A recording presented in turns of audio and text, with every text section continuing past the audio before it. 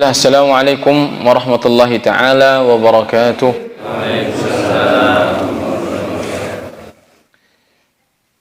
Innal hamdalillah nahmaduhu wa nasta'inuhu wa nastaghfiruh wa na'udzu billahi min shururi anfusina wa min sayyiati a'malina. Fa innahu man yahdihillahu fala mudilla lahu wa man yudlil fala hadiya lahu. Asyhadu an la ilaha illallah wahdahu la syarika lahu wa ashhadu anna Muhammadan abduhu wa rasuluhu wa safiyuhu wa khaliluhu sallallahu alaihi wa ala alihi wa ashabihi wa sallama tasliman mazida. Qala Allah tabaraka wa ta'ala ya ayyuhalladzina amanu ittaqullaha haqqa tuqatih wa la tamutunna illa wa antum muslimun.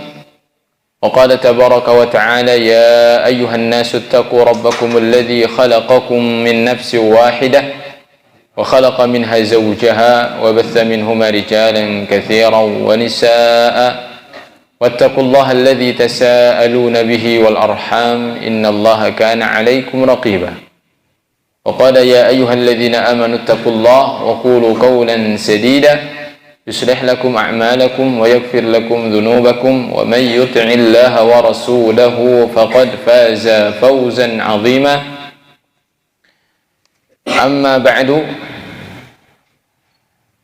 Alhamdulillah, puji dan syukur kita panjatkan kepada Allah Subhanahu wa ta'ala yang telah dan masih memberikan kepada kita nikmat yang kita rasakan sampai hari ini, sampai detik ini.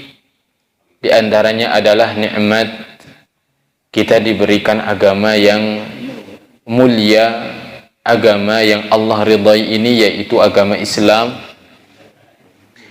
Kemudian Allah Subhanahu wa ta'ala masih memberikan kepada kita kenikmatan, yaitu iman yang masih kita rasakan pada diri kita hari ini. Di antaranya adalah merasakan nikmatnya kita bermajlis ilmu, bermudzakarah, bermudarasah. Kita sama-sama duduk di salah satu rumah Allah ini dalam rangka mengharap ridha dan rahmat Allah Subhanahu wa ta'ala.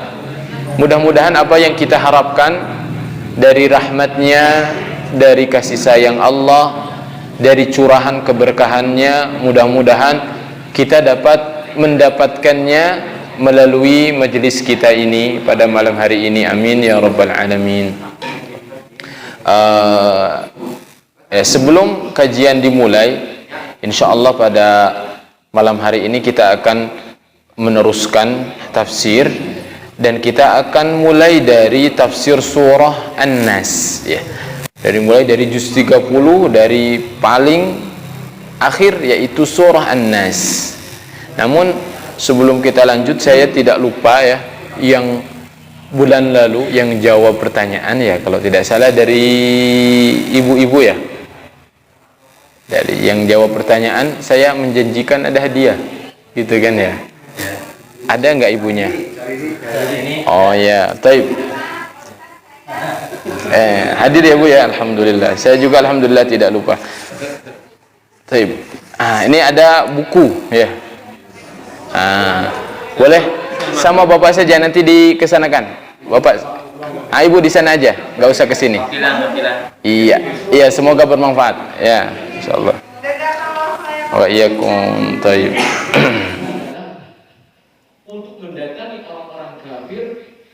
Baik, ya semoga bermanfaat. Baik, kita akan teruskan belajar tafsir kita di dalam surah An-Nas insyaallah, dan kita akan dulang faidah-faidah yang berada dalam surah meskipun surah-surah ini adalah surah-surah pendek ya. Nah, kita akan buka dan kita akan baca bersama-sama terlebih dahulu insyaallah. Silakan dipersiapkan mushafnya. Baik.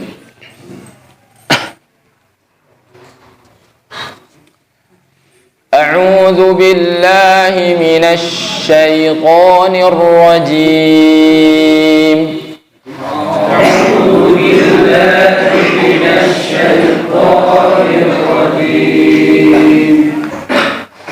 Bismillahirrahmanirrahim. Bismillahirrahmanirrahim. Qul a'udzu birabbin nas. Qul a'udzu birabbin nas. Setiap ketemu nun yang bertasydid itu harus ditahan dulu Pak ya. Qul a'udzu birabbin nas. Qul a'udzu birabbin nas. Malikin nas. Malikin nas.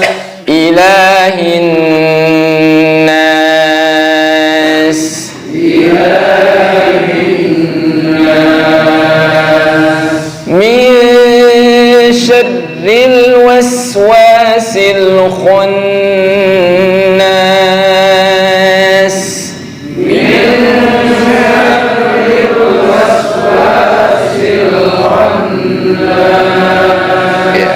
Tahanan gunnah itu harus sama dengan tahanan ikhfa'nya. Min syarril waswasil khannas.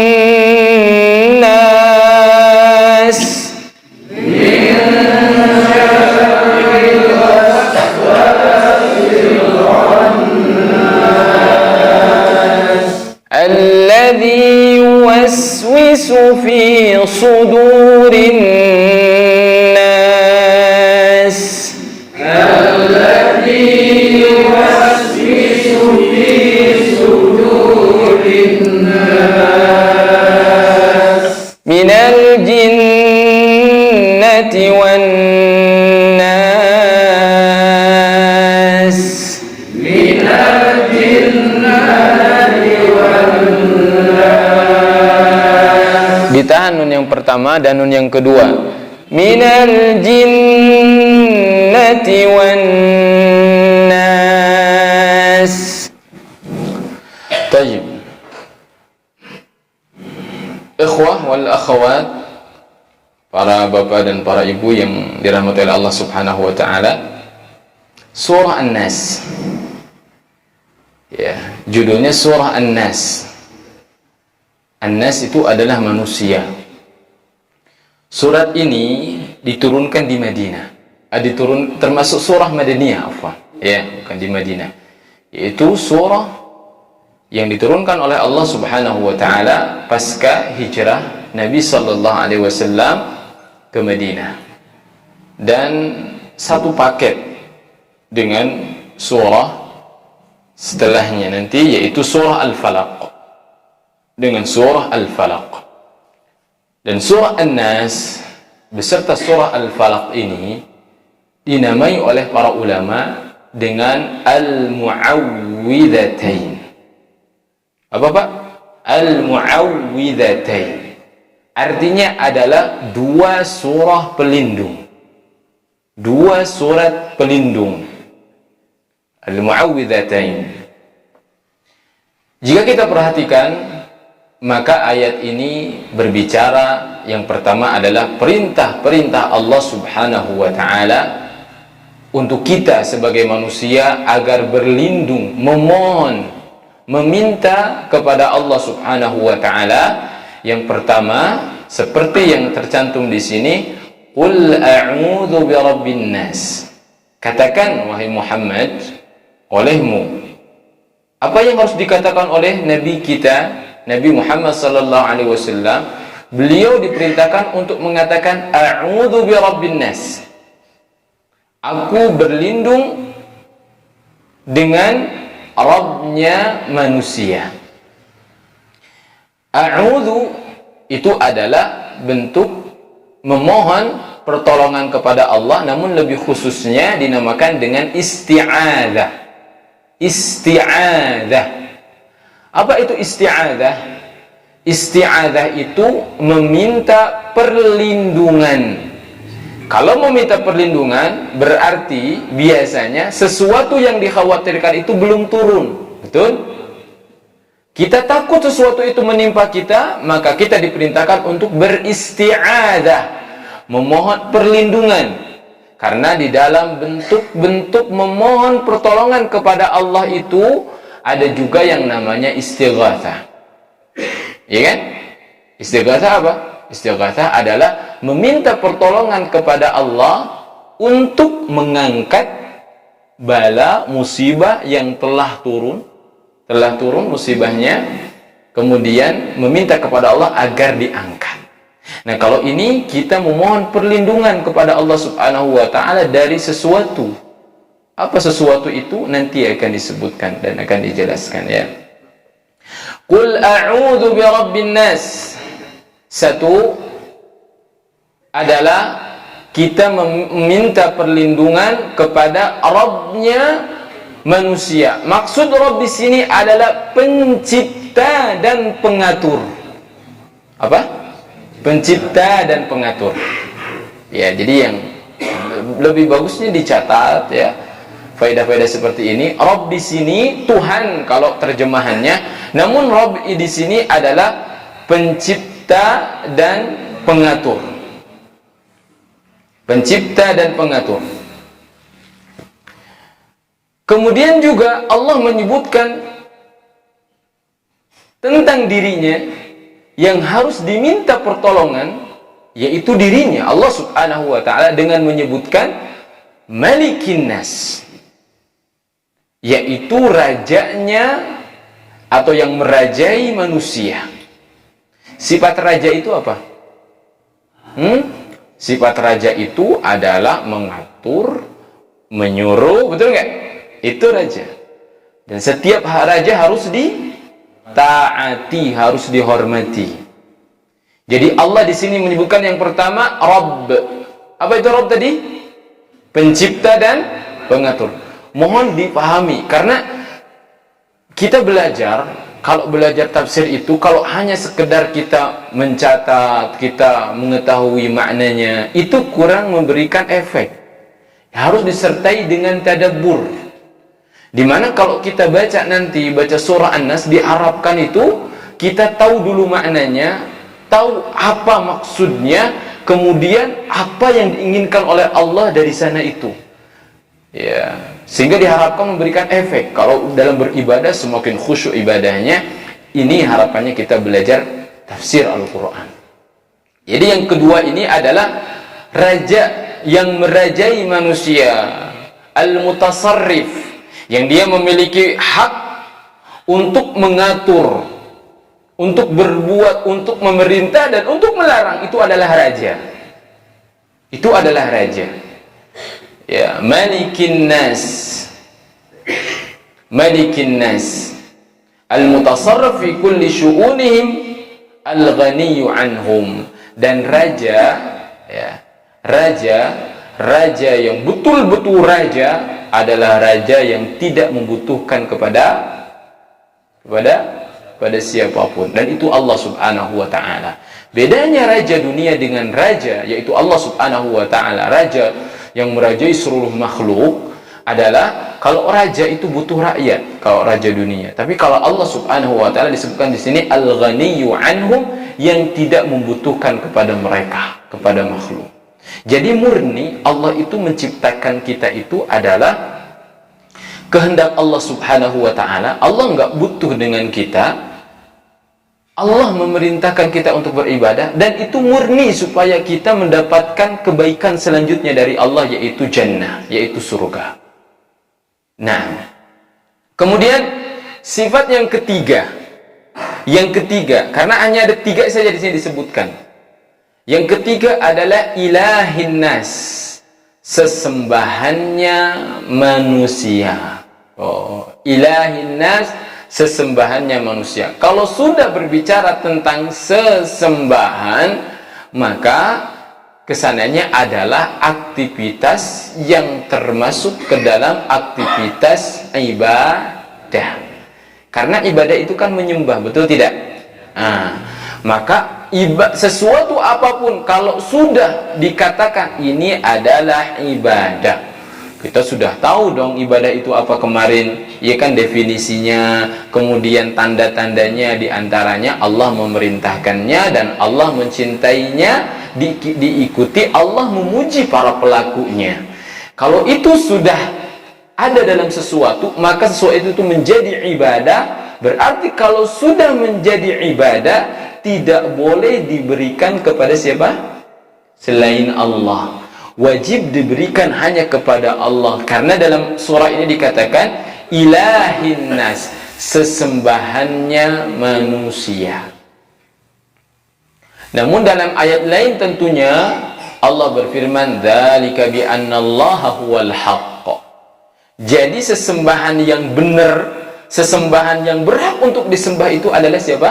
Allah. Kalau kita katakan sesembahan manusia, maka yang disembah oleh manusia itu banyak, betul nggak? Betul nggak? Ada batu, ada pohon, ada patung, banyak sekali yang manusia sembah. Ada matahari, ada api. Apakah itu adalah Allah? Bukan. Itu hanyalah sesembahan manusia. Namun sesembahan tersebut batil. Paham tidak? Makanya dalam ayat lain Allah tegaskan, ya, Allah tidak pungkiri. Dalam Al-Quran Allah sebutkan alihah, sesembahan. Bukan berarti sesembahan itu ada nyata, ya, dan berhak, bukan. Allah hanya memberikan informasi kepada kita, ada sesembahan yang disembah oleh manusia, namun semua sesembahan itu adalah batil, yang berhak itu hanyalah Allah.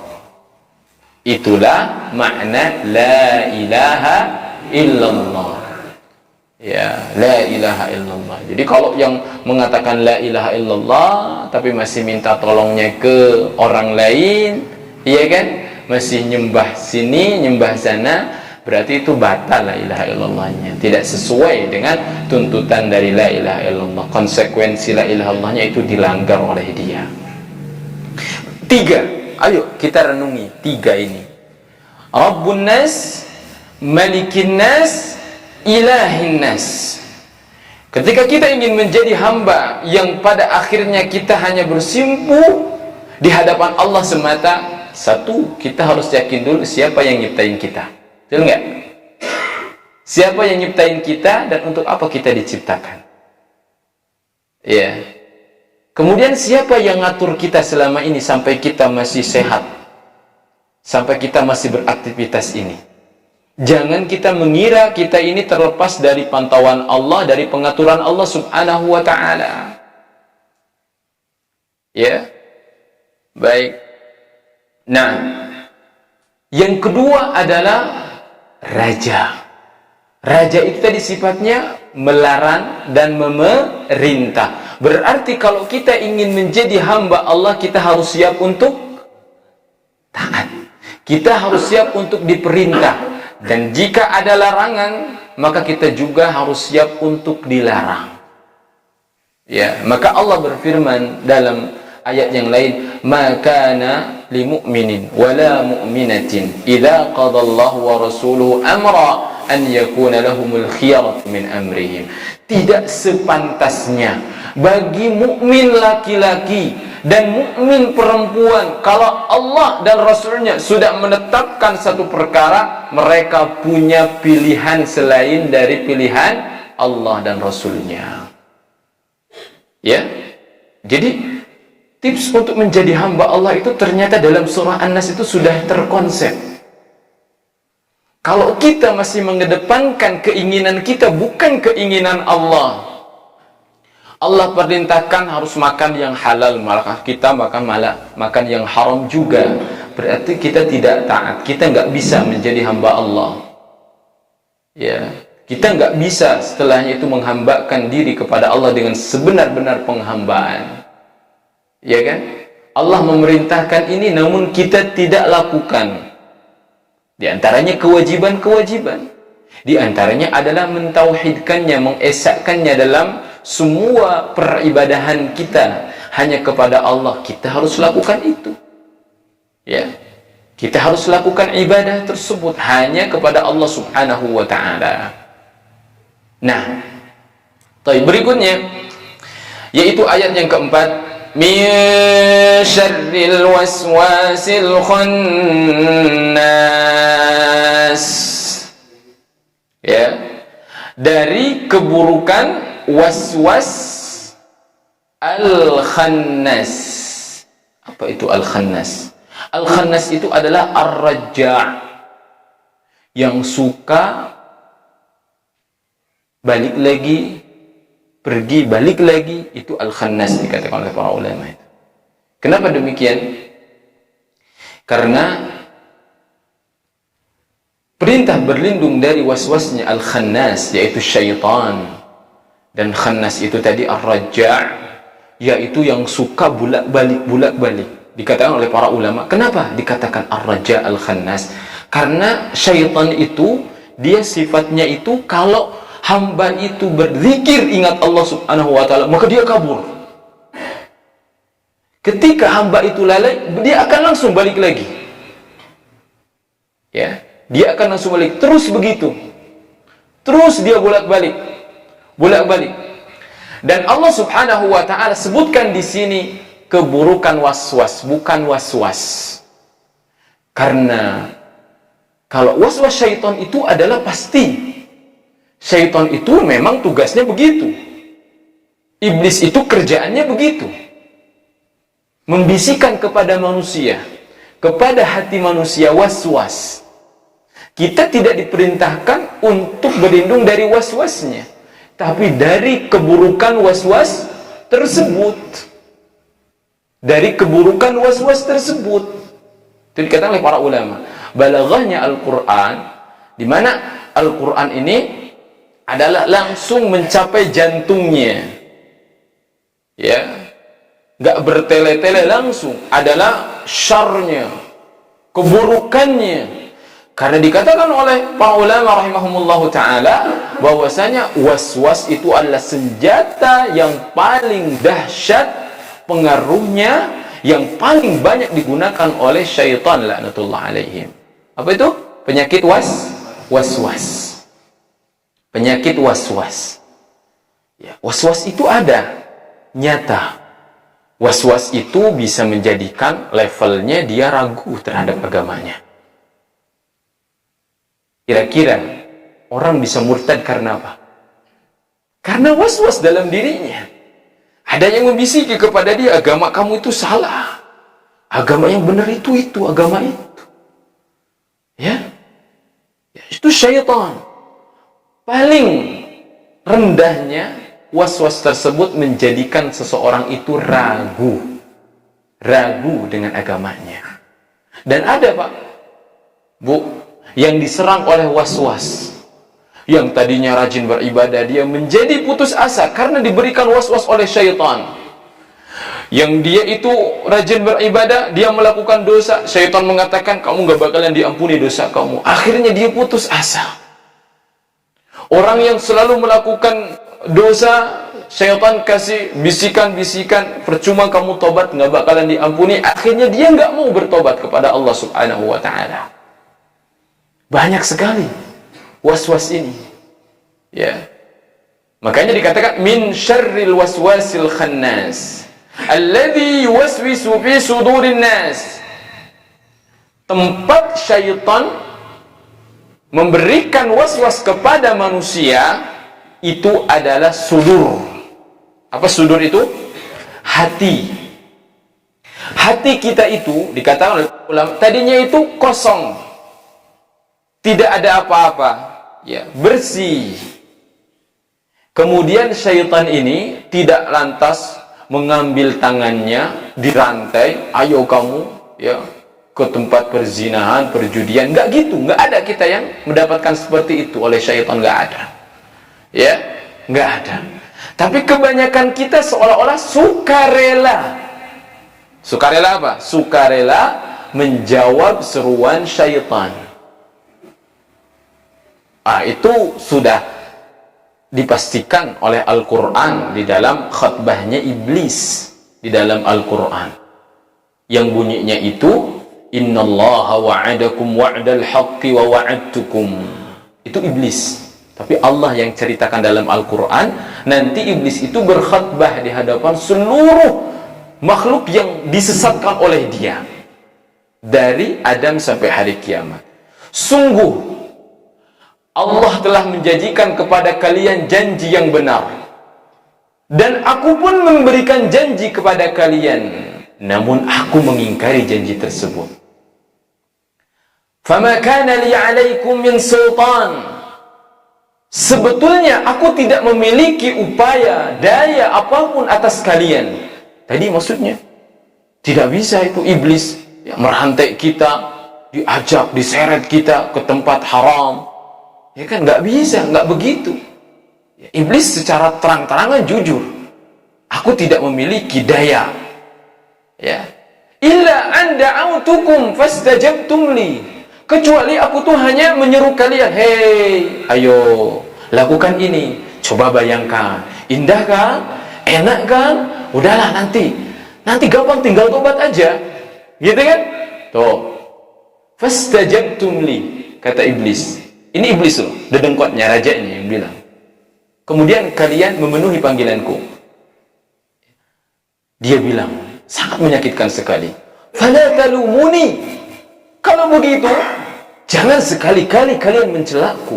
Itu nggak tanggung-tanggung. Iblis sudah nyesatin orang dari zaman Adam sampai hari kiamat. Dia di hari kiamat khutbahnya demikian singkat, gas, lugas, bikin sakit hati kita semuanya.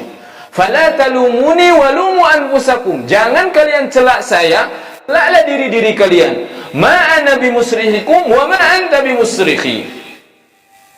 Wa ma antum bimusrikhi. Aku hari ini tidak bisa menolong kalian. Kalian juga tidak bisa menolong aku. Aku hari ini telah ikhlas, ridho, gitu kan, masuk neraka. Gak ada yang bisa menolongku hari ini, kata iblis. Dan aku juga tidak bisa menolong kalian. Inni bari'um. Lihat, aku hari ini berlepas diri dari kalian.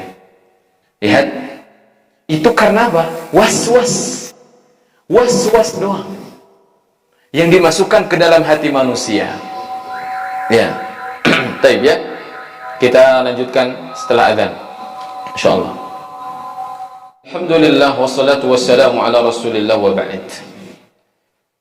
Para bapak, para ibu yang dirahmati oleh Allah Subhanahu wa taala, ya, begitu dahsyatnya was-was ini yang diberikan, yang dibisikkan oleh syaitan kepada hati manusia yang tadinya bersih, kosong dari hawa nafsu. Nah, rangkaiannya adalah seperti ini, dikatakan oleh para ulama. Hati itu tadinya kosong, kemudian syaitan itu membisikkan kepada hati tersebut was-was, was-wasah, bisikan-bisikan, sehingga hati yang tadinya tidak tahu maksiat itu menjadi tahu, ya, menjadi tahu. Akhirnya hati tersebut memiliki syahwat, yaitu iradah, keinginan. Namanya iradah, keinginan, syahwat. Ada syahwat, ya, ada syahwat dalam hatinya ini. Kalau imannya tidak kuat, maka syahwatnya ini akan berontak. Ya. Jadi syahwatnya ini akan berontak jika imannya tidak kuat. Setelah itu apa tugas syaitan? Syaitan tugasnya adalah menghiasi dan membayang-bayangkan, dijadikan seolah-olah maksiat itu nyata, enak, indah. Ya, dihias-hiasi dan dibayang-bayangkan. Yang dimaksud dihias-hiasi oleh kata para ulama, dikatakan mereka menghiasi maksiat itu sehingga dibuat buta mata manusia dalam memandang akibat buruk dari maksiat itu. Ketika seseorang ditawari oleh syaitan, digoda untuk berzina, maka yang dia bayangkan adalah kenikmatan saat berzina. Setelah itu syaitan ditutupi itu. Itu namanya tadzin. Tadzin. Ya, dihiasi. Bahkan lebih dari itu, ada kalanya bahkan yang buruk itu dijadikan seolah-olah indah baik di mata manusia. Itu adalah syaitan tugasnya.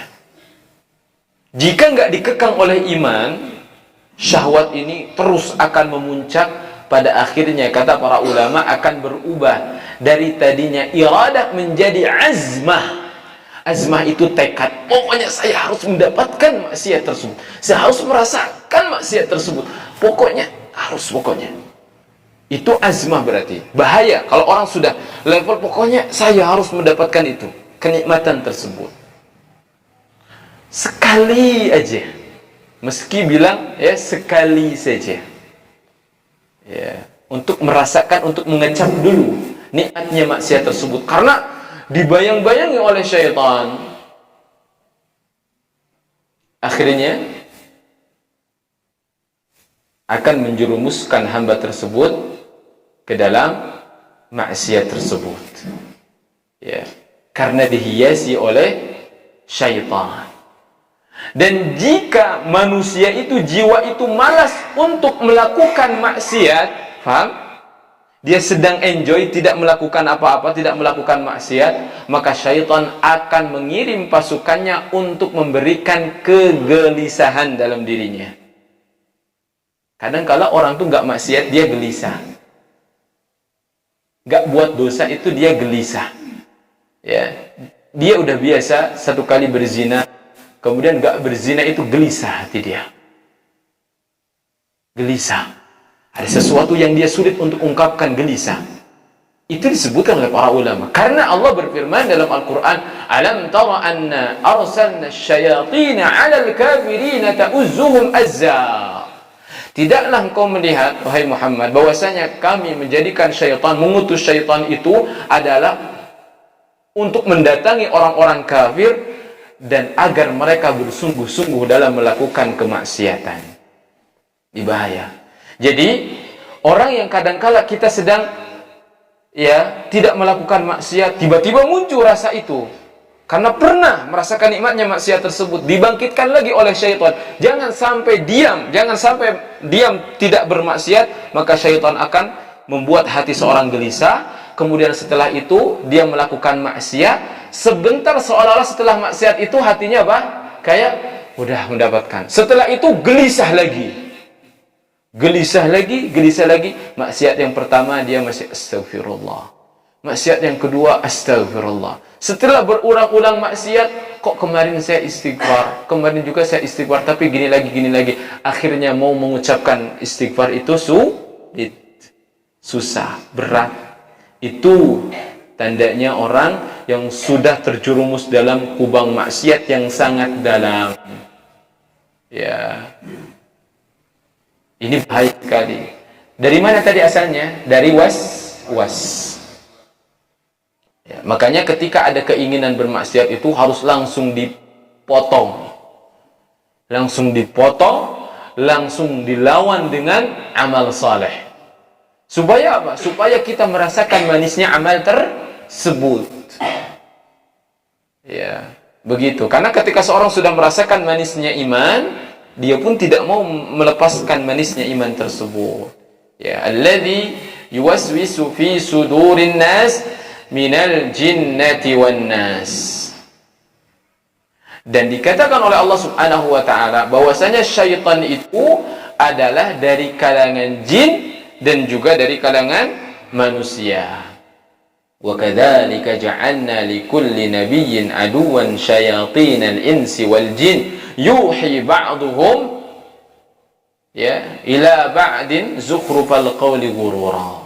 Kata Allah, demikianlah aku telah jadikan setiap nabi itu ada musuhnya dari kalangan jin ataupun dari kalangan manusia. Mereka saling membisikkan satu sama lain perkataan-perkataan indah, maksiat-maksiat yang dibuat indah oleh syaitan, ya, oleh syaitan. Jadi ada orang yang sampai pada tahap akhirnya dia berani mempertontonkan maksiat dia dengan bangga. Namanya al-mujahir. Kalau dia mati dalam keadaan itu, dia belum sempat bertobat, maka dosa dia itu nggak bisa diampuni oleh Allah. Meskipun nggak kekal di neraka, tapi nggak bisa diampuni oleh Allah ketika seseorang melakukan dosa secara bangga dan terang-terangan. Itu bahayanya. Ya. Jadi dari bangsa jin dan dari bangsa manusia. Ini juga menunjukkan adanya perbedaan antara jin, ya, juga iblis itu apa? Maka yang benar adalah iblis itu termasuk golongan jin. Jadi jin itu adalah jenis secara umum, ya. Yang paling buruk adalah iblis dari kalangan jin.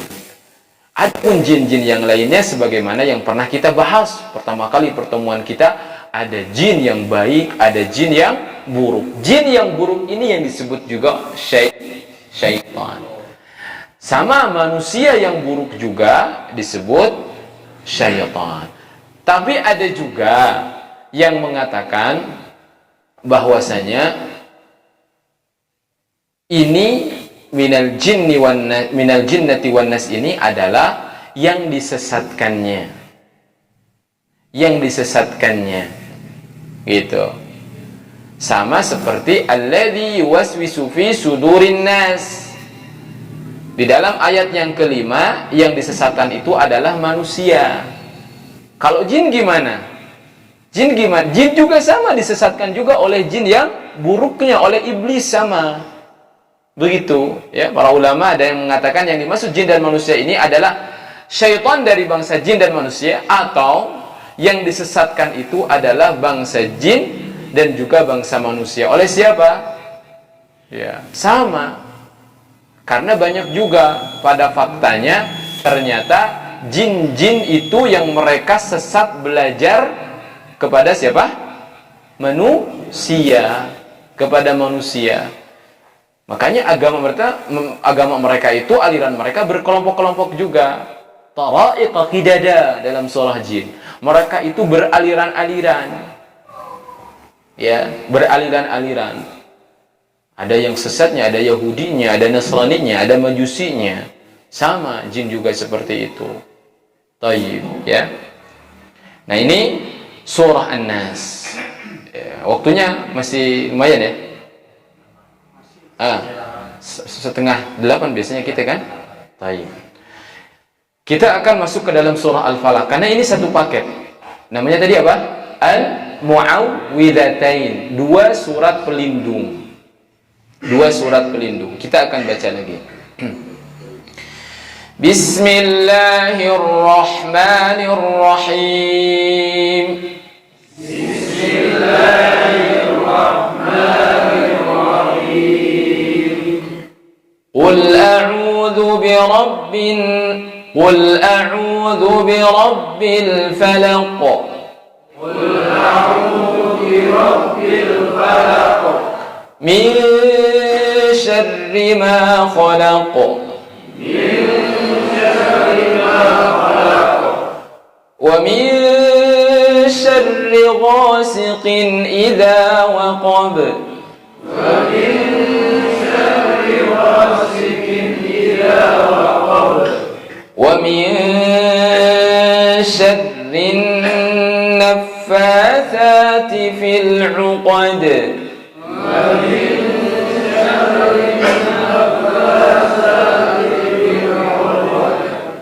Wa min syarri hasidin idza hasad.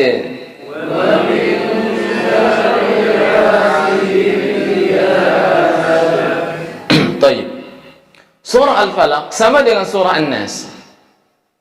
Madaniyah. Sebagiannya mengatakan bahwasanya al-mu'awwidhatain ini meskipun lemah dikatakan oleh para ulama, ya. Riwayatnya lemah. Sebagaimana dikatakan oleh Ibnu Katsir, lemah riwayatnya. Yaitu yang mengatakan bahwasanya dua surat ini turun ketika Nabi SAW terkena sihir. Loh, kok bisa? Memang Nabi pernah terkena sihir? Pernah, Pak. Ya, yang dikatakan yang menyihirnya itu adalah Labid al-A'sam, yang menyihir. Apakah Nabi terkena sihir? Ya, terkena sihir. Apa dampaknya? Dampaknya itu Nabi Shallallahu Alaihi Wasallam itu adalah berhalusinasi, seolah-olah melakukan aktivitas tertentu, namun tidak beliau lakukan. Seperti ada dalam benak beliau, itu beliau mendatangi istri-istrinya, padahal itu tidak terjadi. Loh Ustaz, kok bisa begitu? Gimana dong kalau dengan wahyu nanti? Kalau seorang nabi bisa tersihir, wahyunya gimana? Nggak ada urusan kalau dengan wahyu. Karena wahyu ini dijaga oleh Allah Subhanahu wa Ta'ala. Karena ini hanya halusinasi saja. Ya. Adapun wahyu dijaga oleh Allah Subhanahu wa Ta'ala, sebagaimana Nabi Musa pun pernah tersihir. Betul nggak?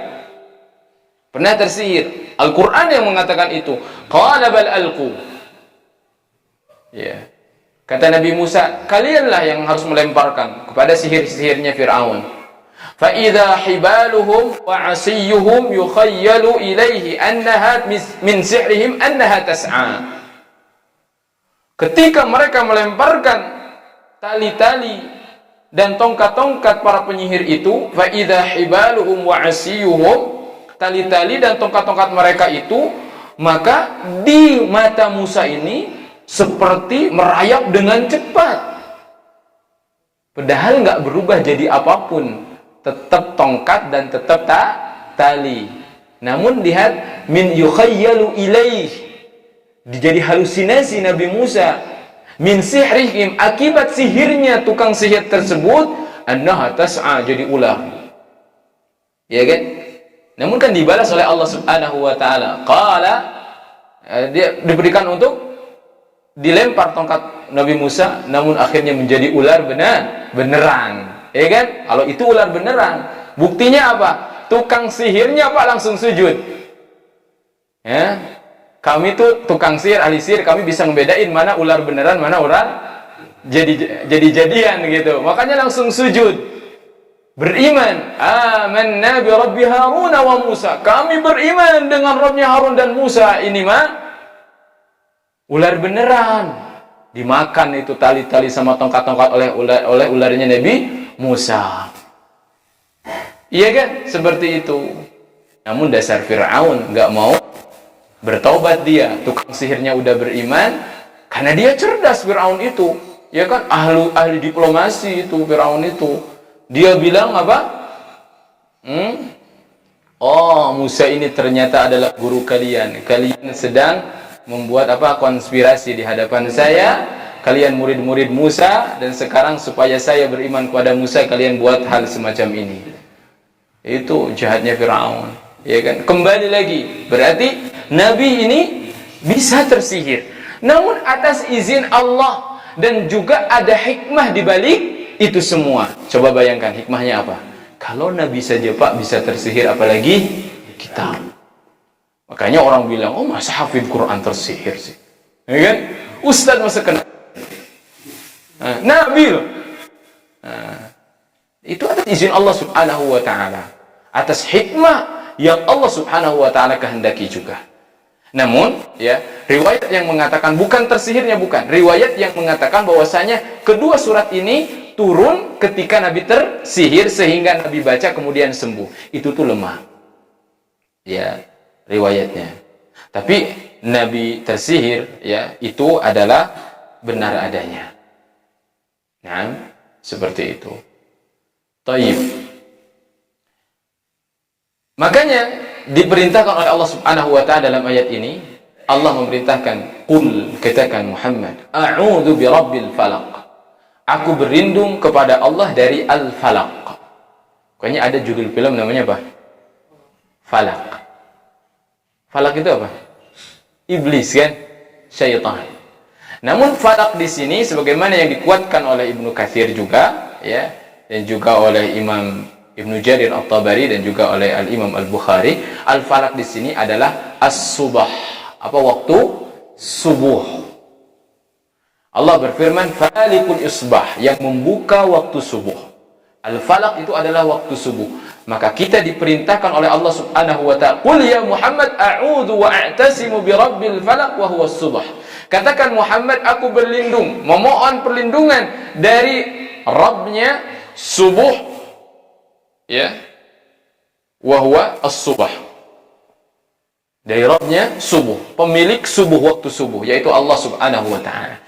Ada tafsiran-tafsiran lain al-falaq ini, disebutkan al-falaq ini adalah makhluk, ya, yang jahat. Ada yang mengatakan adalah penjara di neraka, ada yang mengatakan itu adalah lembah di neraka, ada yang mengatakan itu adalah rumah di neraka. Pokoknya hal-hal yang seram lah begitu al-falaq ini. Tapi yang dikuatkan oleh para ulama, al-falaq ini adalah apa? Subuh. Ada apa sih di waktu subuh itu? Ya. Dan dari apa kita berlindung kepada Allah? Min syarri ma khalaq. Dari keburukan ma di sini ada ma mausulah. Alladhi, min syarri alladhi khalaq. Yang artinya dari keburukan segala sesuatu. Kenapa? Karena kata para ulama, keburukan itu bisa jadi ada pada sesuatu, bahkan orang-orang atau hal yang berada di dekat kita. Maka kita perintahkan untuk memohon perlindungan dari Allah, Rabbnya subuh, ya, Tuhannya subuh, yang menciptakan waktu subuh, dari segala keburukan-keburukan. Keburukan segala sesuatu, min syarri ma khalaq, yang Allah ciptakan. Nah, dari apa lagi? Wa min syarri ghasiqin idza waqab. Dan dari keburukan malam kalau sudah mulai kelam, gelap gulita. Hati-hati, Pak. Makanya kalau orang tua dulu kan benar ya. Kalau anak-anak itu kalau sudah mulai malam nih maghrib ya kan, masuk. Itu benar. Ya. Karena malam itu semakin gelap, dikatakan roh-roh jahat. Roh jahat ini syaitan, hewan-hewan, bahkan semua keburukan, ya, kejahatan itu kebanyakannya dilakukan kapan? Di waktu malam. Bahkan orang bermaksiat kebanyakan kapan? Di waktu malam. Maka semakin gelap ini semakin berbahaya. Ya. Maka anak-anak kita suruh masuk rumah. Kecuali kalau kita keluar rumah dengan tujuan untuk ke masjid membawa anak, insya Allah tidak apa-apa. Untuk tujuan kajian ke masjid, insya Allah tidak apa-apa. Tapi membiarkan anak keluyuran malam hari, bahaya. Karena akan diintai oleh syaitan. Ya, syaitan dari bangsa jin. Ya, dari bangsa jin. Makanya di dalam surah An-Nas itu yang disebutkan fi sudurinas, manusia saja, enggak jin. Karena kata para ulama yang banyak disesatkan itu adalah manusia. Ya, karena ya selain manusia lagi yang jadi syaitannya, jin juga menjadi syaitan, menyesatkan manusia. Ya, min syarri ghasiqin idza waqab. Jadi Pak ini malam, ya. Malam itu ya, malamnya bukan malam, bukan waktunya yang kita cela, tapi perbuatan yang terjadi di waktu malam tersebut. Ya. Makanya syaitan dan juga orang-orang jahat, para penyihir nih berikutnya, itu mereka kebanyakan melancarkan kegiatannya, perdukunannya, sihirnya itu adalah di waktu malam. Karena gak ketahuan, manusia sedang tidur, lelap, ya kan? Seperti itu. Kemudian Allah berfirman, wa min syarrin naffatsati fil 'uqad, dan dari keburukan tiupan-tiupan wanita penyihir. Uqad, buhul tali. Perhatikan. Ini Allah sebutkan di sini dan Allah perintahkan karena nyata sihir ini bahaya sekali. Ya. Dan disebutkan oleh Ibnu Ashur dalam At-Tahrir wa Tanwir dalam tafsirnya. Kenapa disebutkan di sini adalah wanita, para penyihir wanita. Enggak ada kakek sihir, kan ada nenek sihir ya. Kan sihir. Karena dia juga naffatsat. Kenapa perempuan? Gini ceritanya, disebutkan ya oleh beliau. Karena dulu di kalangan orang Arab, wanita itu kegiatannya terbatas. Kalau udah nyiapin makanan, ngebersihin rumah, nggak ada aktivitas lain. Nongkrong mereka. Ya udahlah, kita nyihir aja. Akhirnya mereka nggak ada kegiatan, akhirnya mereka malah melakukan terjerumus ke dalam perbuatan yang dosa ini, dosa besar, yaitu apa? Menyihir. Ya, walaupun mungkin sihirnya itu kita tidak bisa pastikan sihirnya apa, karena macam-macam. Kalau dalam surah Al-Baqarah, sihir itu waktu di zaman Nabi siapa?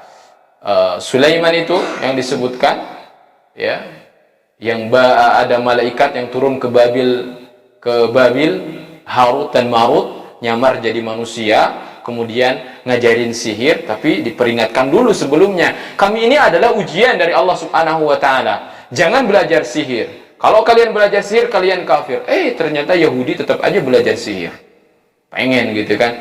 Apa? Liyufarriqu bainal mar'i wa zawji, untuk mencerai-beraikan antara suami istri. Itu sihir itu. Ya. Bahaya nih. Para bapak ini harus banyak melindungi istrinya. Nanti direbut sama orang lain, hasad ya. Sama juga istrinya begitu, Pak. Suaminya ganteng, gagah gitu, jaga. Ayo suruh ngaji, ayo. Belajar tafsir ya kita. Belajar surah Al-Falaq dan An-Nas supaya tahu nih. Iya kan? Wa min syarrin nafasati fil 'uqad. Bagaimana caranya? Allah menjelaskan di sini praktek perdukunan, yaitu tali diikat-ikat kemudian ditiup-tiup. Caranya begitu. Bukan dari dukun, tapi dari Al-Qur'an saya tahu gitu. Ditiup-tiup. Makanya para ulama itu ada yang melarang ya, karena melarang ruqyah dengan tiup-tiupan gitu.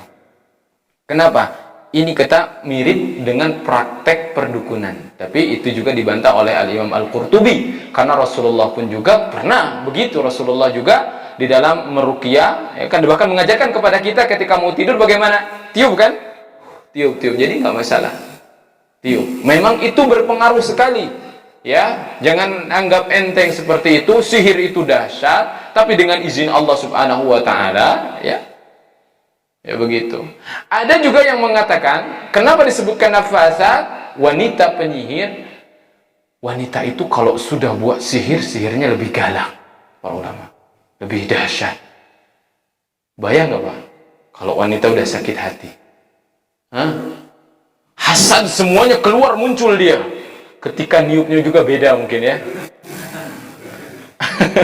Ketika niupnya juga beda. Hati-hati. Ya. Taib. Ini insyaallah ini ibu-ibu salehah yang belajar ya. Tapi ingat, banyak yang hasad. Bahkan katakan ini sekeliling kita itu bisa jadi ada orang-orang yang buruk.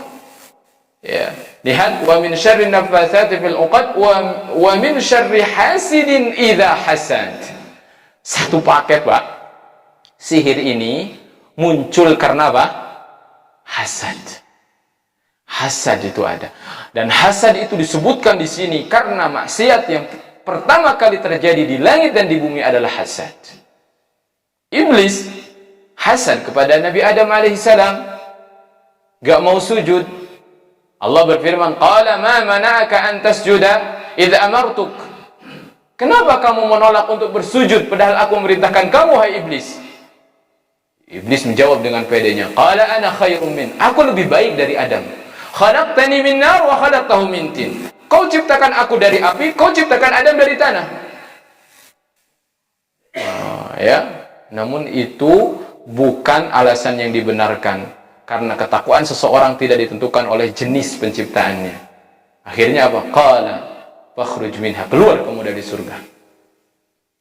Fama yakunu laka an tatakabbara fiha. Gak pantas ada orang yang menyombongkan diri di surga. Makanya dalam hadis Rasulullah, haram bagi seorang masuk ke dalam surga yang dalam hatinya ada kesombongan sebesar semut kecil, zarah. Enggak halal itu surga. Karena iblis pun keluar karena kesombongannya yang lahir dari hasad dia. Turun dia ke bumi, janji dia di hadapan Allah. Ya, lancangnya iblis. Berjanji di hadapan Allah Subhanahu wa Ta'ala, bahkan membawa nama Allah. Qala fa bi'izzatik, demi keagunganmu ya Allah, la ughwiyannahum ajma'in, aku akan sesatkan mereka seluruhnya. Gak berhenti sampai Adam, sampai dendam kesumatnya nular ke siapa? Anak cucu cicitnya Adam, aku akan sesatkan mereka semuanya kecuali hamba-hambamu yang ikhlas, kata dia, nggak bisa disesatkan. Bahkan saking hasadnya ini bahaya, bahkan hasad ini menjadikan iblis rela untuk masuk neraka selama-lamanya dan gak mau bertobat, padahal hari ini dia masih hidup. Rela, dia udah rela masuk neraka selama-lamanya iblis itu, karena hasadnya gak hilang-hilang. Bapak, gak hilang-hilang ya. Kalau hasadnya hilang, kita surga semuanya masuk. Sampai hari ini iblis gak hilang hasadnya, diwariskan terus sampai pada manusia. Sampai ketika Nabi Adam memiliki anak Habil dan Kabil, maka terjadi pembunuhan. Dosa pertama di dunia ini adalah karena hasad, yaitu Kabil hasad kepada Habil, saudaranya. Itulah kata para ulama, dosa hasad ini bahaya sekali. Wa min syarri hasidin idza hasad, jika dia hasad. Ya, hasad ini sebagaimana dikatakan ya oleh para ulama, hasad ini adalah tidak sukanya seseorang melihat orang lain dapat nikmat. Makanya kata Ibnu Utsaimin rahimahullahu taala, hasad ini cukup seseorang merasa gundah gulana, gak suka, gak enak melihat orang lain punya kenikmatan, maka itu sudah termasuk ke dalam hasad. Dan hasad ini sangat mudah menyerang, karena dikatakan oleh Ibnu Rajab, al-hasadu markuzun fi tiba'il insan atau fi tiba'il bashar, bahwasanya hasad ini terpatri di dalam jasad manusia, dalam diri manusia. Ya, wa huwa anna al-insan la yuhibbu an yafuqahu ahadun min jinsihi fi amrin syarab. Jadi seseorang itu enggak suka, begitu tabiatnya, enggak suka ngelihat orang lain yang sejenis dengan dia, yang selevel dengan dia, mendapatkan kenikmatan, sesuatu yang dia anggap itu adalah sesuatu yang nikmat, sesuatu kemuliaan, begitu. Cukup dia itu ada perasaan itu, maka terjatuh ke dalam hasad, kata para ulama. Kata Ibnu Utsaimin, namun hasad ini bisa menimbulkan action atau tidak. Bisa ada yang menimbulkan perilaku, yaitu usaha untuk menghilangkan nikmat tersebut. Seperti siapa? Iblis. Yang dilakukan iblis, yaitu menghilangkan nikmat tersebut. Ya, ini bahaya, ya, bahaya. Dan hasad ini adalah malapetaka, bisa membuat orang sakit, bisa membuat orang bahkan meninggal, bisa. Ya, hasad itu, ya itu. Ya, kalau dia hasadnya sangat dahsyat sekali, kemudian sampai kepada mata, makanya kata Ibnu Utsaimin bahwasanya hasad itu tidak mesti dengan tangan orang mukul, enggak. Cukup dia itu hasadnya sangat bergejolak dalam hatinya, kemudian sampai mengalir kepada mata, maka timbullah ain. Penyakit ain itu, Pak, yang dikatakan oleh Rasulullah sallallahu alaihi wasallam, innal aina lahaq, sungguhnya ain itu betul-betul nyata ada. Seandainya ada sesuatu yang bisa mendahului takdir, ain yang bisa mendahuluinya, kata Rasulullah. Ya kan? Hati-hati. Orang bisa lagi sehat, tiba-tiba ambruk, lumpuh. Hati-hati, Pak. Ya. Diobatin sana sini nggak bisa. Itu pernah terjadi di zaman Rasulullah sallallahu alaihi wasallam. Suhail pernah terjadi seperti itu. Ya, dia sedang mandi, ada sahabat yang lewat. Waduh, kulitnya putih sekali seperti perawan yang sedang dipingit, kata dia itu. Seketika ambruk, Pak. Nggak bisa berdiri. Dilaporkan kepada Rasulullah, kemudian kata Rasulullah, coba cari. Pernah ditelusuri oleh Rasulullah. Ya, akhirnya dipanggil. Ya, dipanggil. Maka kata Rasulullah, alama yaqtulu ahadukum akha, kenapa kok teganya seorang muslim menyakiti saudaranya? Ala barakta alaih, kenapa enggak mendoakan keberkahan aja? Nih, Pak, tipsnya. Bu, tipsnya. Kalau kita melihat sesuatu yang menakjubkan, tetangga kita beli sesuatu, maka kita ucapan apa? Barakallahu fi, barakallahu fi malik, masya Allah, tabarakallah. Itu doanya. Hafal, Bu? Barakallahu fi, begitu. Ya. Ke anak nih, khawatir, Pak. Istri tiba-tiba sakit karena begitu tinggi ada hasad dalam diri suami ini. Ya, hasad ini enggak berupa pujian yang tidak mengagungkan nama Allah di sana, ya, akan menimbulkan hasad. Ya, menimbulkan hasad, menimbulkan penyakit ain. Anaknya, istrinya, suaminya harus dijaga. Makanya perbanyak mengucapkan barakallahu fi ala barakta alaih, kata Rasulullah. Itu tipsnya adalah mendoakan keberkahan baginya. Nah, ini adalah buah dari kita mempelajari tafsir. Ya, al-muawwidzatain, surah Al-Falaq dengan surah An-Nas. Ya, mudah-mudahan banyak pelajaran yang bisa kita ambil dan bisa kita amalkan. Ya, dan kemudian kita juga semakin banyak berlindung kepada Allah Subhanahu wa taala dengan dua surah ini. Dengan dua surah ini al-muawwidzatain. Ketika sore, ketika pagi, ketika mau tidur dibaca ini. Karena keburukan itu berseliweran melewati mata-mata yang berada di kita. Bahkan kata Ibnu Qayyim itu, aduh, dahsyat sekali itu ain itu. Bisa terjadi hanya karena sentuhan, hanya karena ada kita berpapasan, itu bisa terjadi, kata Ibnu Qayyim. Kenapa? Karena sebetulnya ruh yang bermain di sana. Ruh dia jahat bertemu dengan ruh kita. Gak cocok dia, gak suka. Akhirnya menjadi langsung timbul sakit yang lainnya.